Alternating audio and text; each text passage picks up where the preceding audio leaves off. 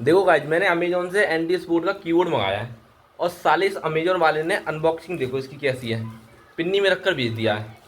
अब इसका ये प्रोडक्ट खराब निकलेगा ना, अब मैं कहाँ सर्विस सेंटर पर रिप्लेस करवा ढूंढूंगा। ये कुछ इस तरह का देता है, दे रहा है आपको दिखाई, देख लीजिए। अमेजोन की पैकिंग है, अब इसको खोल कर देखते हैं अच्छा निकलता है या बेकार निकलता है। आइए, कैसे हो? देखा, सही से देख लिया।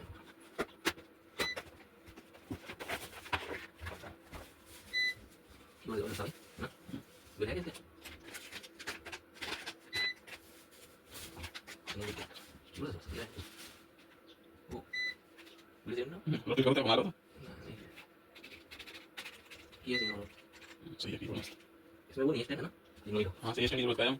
चेक करते हैं आपको। ये चालू को ये चालू करते हैं, सही है, अभी कीबोर्ड आउट। रोटी दी? रोटी जी यहाँ चाहिए। चलो दिखा दे आपको मैं। हाँ जी, बात दे ठीक है।